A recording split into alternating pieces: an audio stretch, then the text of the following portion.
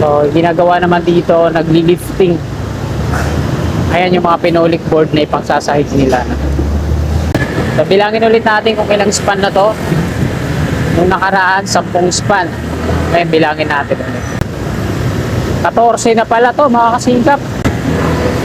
Lalagay din sila ng aluma extension doon sa kabila. Ito yung mga nandito sa kanan na kaliba. Ito yung pangatlong double column. Ito naman yung pangalawa, yung gitna. Konkreto na po yung coping beam niyan. Doon sa dulo mga kasingkap, ayan o.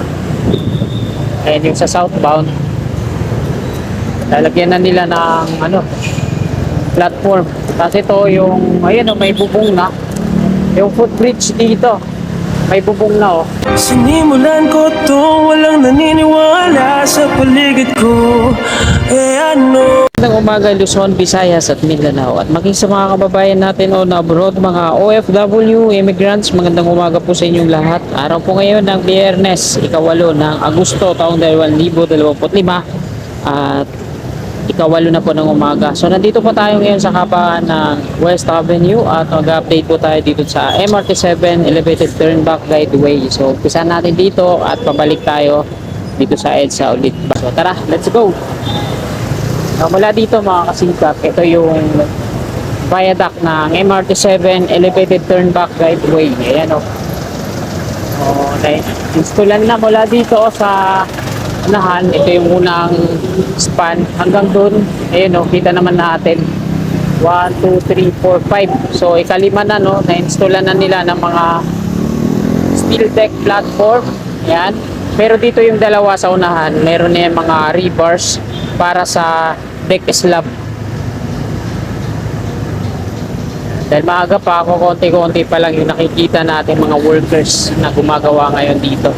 Ayan po yung AICC, Ate Corporation, Construction Corporation, gumagawa dito. Ayan.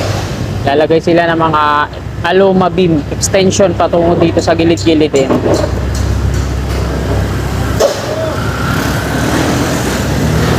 Dito din nilalagyan na nila ng mga steel deck platform. Ayan, dito na. So mahaba-haba na to no. Hindi na lang siguro 10 span yung nandito.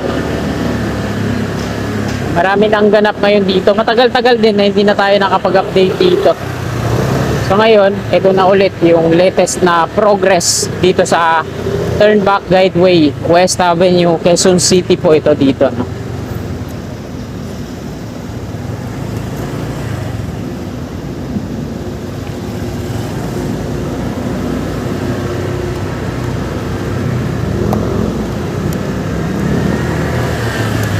Talagang nabakbak na yung asfalto dito.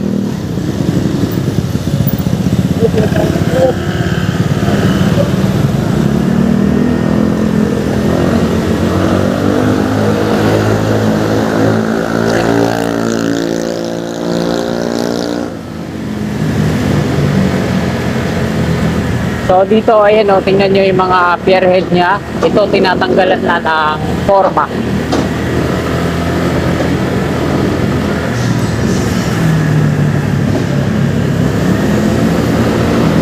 Tapos dito naman yung iba nilalagyan nila ng mga nagre-rebar sila no, para sa pier head. Ito yung nag-install sila ng mga aluma beam pangsahig para papatungan ng pinolik board. Pinolik board yung ginagamit nila para sa platform. Nasa Valera Street na po tayo.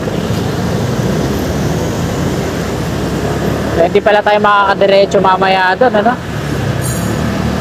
Pinakakanan din sa pinakakaliwa doon sa may baler.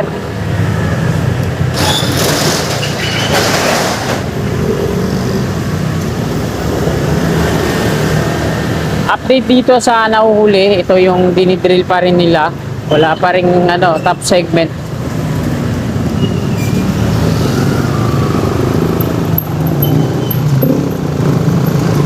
Grabe yung kalsada na dito. Pagkatapos ng bagyo, ganyan yung kinalabasan, butas-butas. Tapos yung iba na wipe out yung asfalto. So, dito na tayo mag-U-turn. Sa Minera Street na po ito dito. Yun, sa wasak, walang bantay.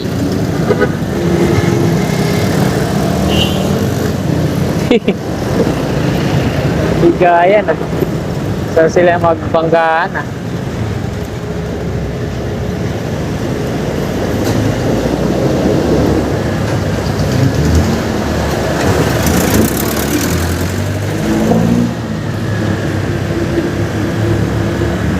So ito yung nahuhuli mga kasikap, yung ginagawa nila ngayon dito. May hubog. Ayan po yung dinidrill pa nila yung loob. Ayun na lang yung nahuhuli. Eh, hindi pa nila na-installan ng rebar cage, top segment. Tapos maging ganap na pier, itong poste. Tinagalan na rin dito ng mga round concrete form. So mayroong crawler crane dito, ina-assemble. Andito yung mga niya, bahagi niya sa unahan. Yun lang, hindi tayo makakadiretso. So ginagawa naman dito, nagli-lifting. Ayan yung mga pinolik board na ipangsasahig nila na nililifting.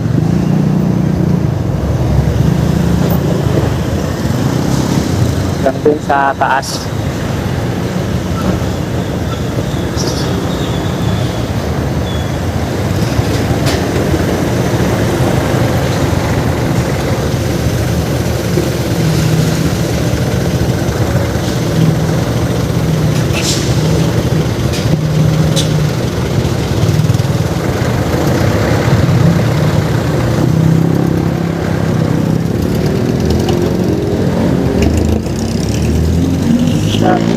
Traffic advisor.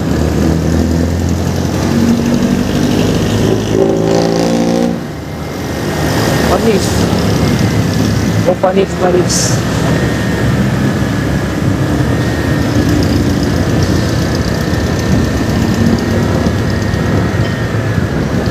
Ito naman, pinipili nila yung malalaking steel bar gagamitin para sa pagre-rebar sa taas.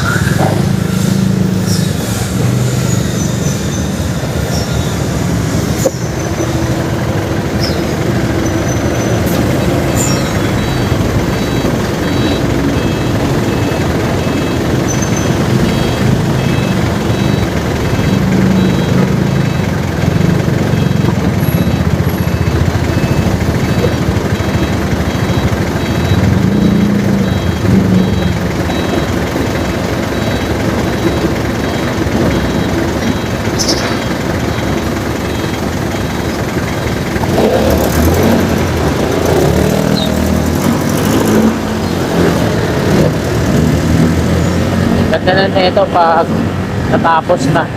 So, bilangin ulit natin kung ilang span na to. Nung nakaraan, 10 span. Ngayon, bilangin natin ulit. 1, 2, 3, 4, 5, 6, 7, 8, 9, 10, 11, 12, 13, 14. 14 na pala to mga kasikap.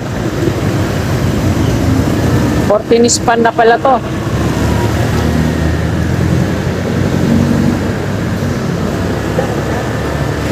Nadagdagan ng tatlo, ano. Ito, naglalagay sila ng mga steel deck platform. Ito yung mga man-lift na equipment nila. Yan. Naglalagay din sila ng aluma extension doon sa kabila. Ito yung mga nandito sa kanan na kaliwa.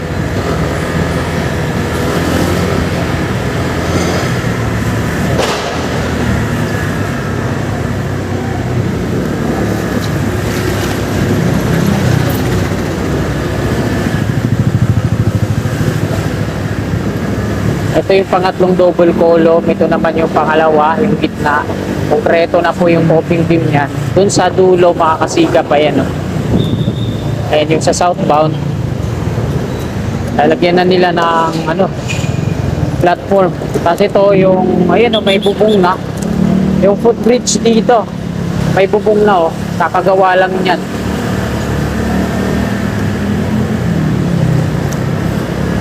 So, ayan. Dito tayo kakanan. EDSA southbound. Ayan sa kabila yung North EDSA Common Station. Ito yung Unified Grand Central Common Station. Ito, yung bago. Ayan o. lalagyan na ng support platform. So, hindi natin maakyat tong pinagagawa sa atin ni sir kasi sarado pa yan yung hagdan na to.